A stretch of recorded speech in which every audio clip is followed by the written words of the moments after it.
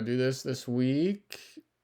It's John Anderson. We're back. We're going to show the NFL dashboard again because it's a little bit upgraded and no more data in there, more stuff to show. So I figure the best way to do this would be just take like one game and then go through it and do a little like research example for everybody. So let's talk about the game tomorrow night, Miami and um, Cincinnati. So again, I showed this last time, and this is all pretty like self-explanatory. I guess I should make this field able to select multiple teams, but maybe I'll do that.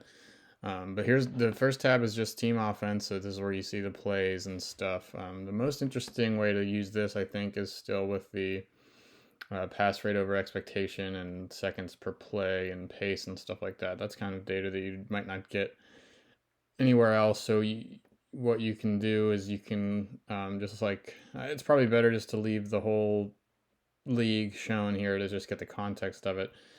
Still only a few games in, it's probably a little bit noisy, but you can see, so like Miami's, you could go see, okay, how does Miami play? They like to pass the ball. Cincinnati so far, they show up. Where did they go?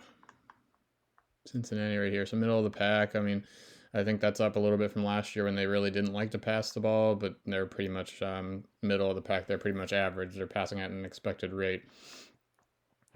So there's that tab. Team defenses, again, it's just the same thing with the defenses, the defensive numbers. So far, teams have passed 74%, or they've been expected to pass 74% of the time when they're facing the Browns, and they've actually passed 67% of the time. That's probably more of a testament to just that the offenses they've played rather than the defense. But I don't know. That takes a little bit more knowledge and looking into it if you're looking for that kind of stuff, like which defenses allow, which defenses force teams to pass more and stuff. But the game lines are probably better for that. So let's go flip over to the weekly NFL projections dashboard here, and this is just your standard. This is a good place to start, I think, if you're looking for a particular game.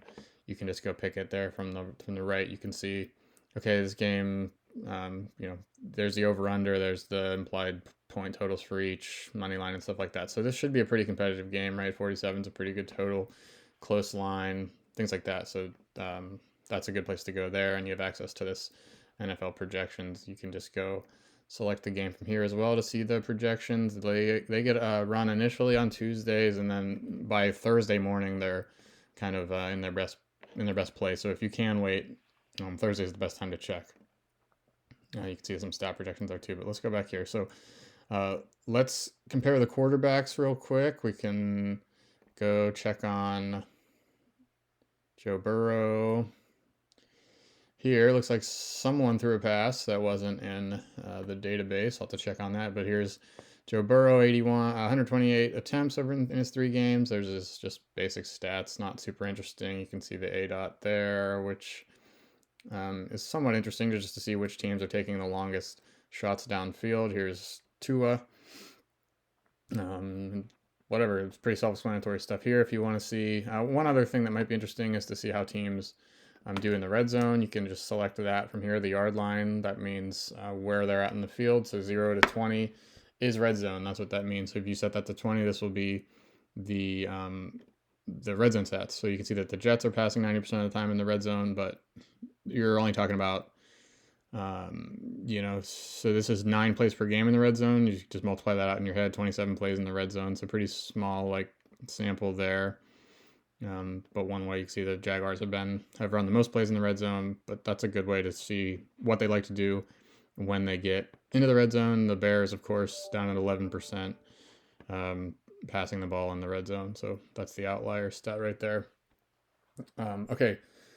Probably the more fantasy interesting stuff for fantasy, making DFS picks or whatever it might be, is this tab. You can go see right here. Like, we'll just pick the Bengals. We see touches. Mixon has 13 catches and 58 rush attempts for 71 touches. You can see the yards per catch, yards per rush, average depth of target, yards per target, all that good stuff. Again, you can go see red zone stuff like this, same way. Mixon has 10 touches. You want to look at targets in the red zone, you can do that. So select 20 there, sort by targets. Chase has 8 targets in the red zone. You can even shrink that into the inside the 10-yard line, inside the 2-yard line, whatever. So then Boyd has 2 there, but that's a little bit too particular there. So let's clear those filters. We go to Miami. I'm not going to like give you picks or anything here because I'm not really the most qualified for that. But it is kind of fun to go through game by game and look at all this stuff if you have the time and just see the numbers and kind of go through one game at a time, mark down players that might be interesting as you go. Here's the interesting part for the Dolphins, man. I mean, they're just fully concentrated on these 2 receivers. Nobody else even has 10 targets, and they're both right on 30. So that's pretty wild to me. Waddle has actually the higher ADOT, which to me, that would be surprising, right? I thought he was more of the possession underneath guy while Hill would go deep, but things are looking really good for Waddle, who is probably a little bit more expensive now, but he probably started pretty cheap, and he's had a similar role to Tyreek Hill. I mean, he's actually had a better season than Tyreek Hill so far.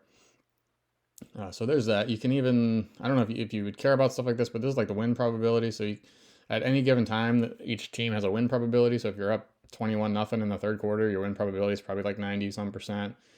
So you can go filter that. So in the few times when the Dolphins have had a 70% or greater win probability, here's what they've done. This is more interesting for the team offense, I guess, and I don't have that filter on there, so that would probably be a good thing to add, because you'd have to do some math to see like, well, what do they like to pass at all when they're up big or what? So okay, I need to add that to the team tag. That's not actually very interesting for the individual players, but hey, we're learning as we move along here. You can see first down, second down, whatever stuff. You can break it down by opponent. One interesting thing, maybe you could go see, like, show me all the players while they're playing Miami and see what kind of, I don't know, ADOT they have. So Kendrick Bourne, in the one game, he only had 1 target here. So then you can maybe put a filter on there, show me only players with at least 5 targets. You could kind of use this just as a mental note, like, some of these ADOTs are high, some of them are low. Maybe some teams force a higher one, some teams force a lower one, stuff like that. That's, again, probably some stuff I could add to the team tags. Anyway, let's move along. I don't want to waste too much time here, but I think it's good for just people to see me clicking around on this to get a little bit more comfortable with it, because you really can find a lot of good stuff on this thing if you learn how to use it. This tab is just the same. For each quarterback and the skill players, I have the per game totals right there, just in case you don't want to do the math yourself. So there's like your targets per game leaders and whatnot. Air yards per game is interesting, stuff like that. So that's good to have just the per game division done for you. Here's your snaps and routes. This is kind of what you don't get on standard websites. You can, these are totals, but you can select the individual weeks. If I want to look at week 2, I can see that Jamar Chase ran 45 routes in week 2, 39 in week 3. And then it's probably helpful just to see like guys like Tyler Boyd, like not very interesting, but he's still on the field a bunch. He's running a similar number of routes to the top 2 receivers there. You can see Higgins has been, I think he was out week 1, right? So then you can compare Chase and Higgins. I mean, right on par. These 2 are basically, it's Chase a few more snaps. Like he's the wide receiver 1 there. Obviously, he'll play a little bit more. The snap percentage is higher, but the targets are right there. The targets per route are right there. Targets per snap. Higgins a little bit of an edge. So these 2 are pretty similar. I don't know why you would pay up for Chase at 8,000 or whatever when Higgins might come in at 6,000. Stuff like that is good to see here. Let's go to stats by week. This one's a good. It's a little ugly, but I think it's good for letting you guys customize what you want to see. And it's kind of a good just one place to go to. So if I wanted to see, let's do that same comparison. Let's do Higgins and Chase. So this will give you the table with each week in a column. And what's cool is that you can just go, does that work? Yeah. Go see the custom numbers. So if you want to look at a quarterback, you're going to want to select different stats here. And if you want to look at a receiver, you're going to select, like, I don't really care about their rush touchdowns, rush attempts. When we're talking about that, we just want to see these receiver stats, and then it's easy to compare right there. So you can see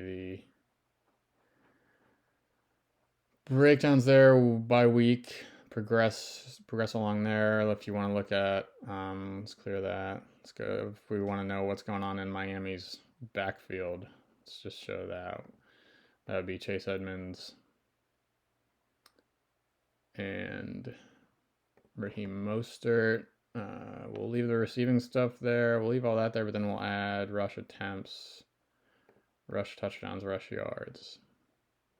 So then you could see here 12 for Edmonds in the week 1, and then it kind of flipped 11-5 for Mostert, and then pretty even in week 3, but not a lot of plays around. I mean, the Dolphins really hardly got to run any plays last week, so that's always a little bit weird, and that's all stuff to keep in mind.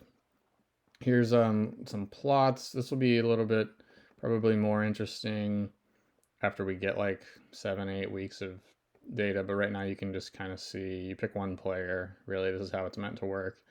Pick one player and see their targets, routes, snap share, and fantasy point totals by week. All of this went down in week 3 for Tyreek Hill because they just didn't run plays. I mean, that's pretty much the logical explanation there. The Bills did I don't know. I didn't watch the game. I know the Bills turned it over a couple times right in the red zone, so that takes away some play opportunities, but that's a good way to see progression of things. Okay.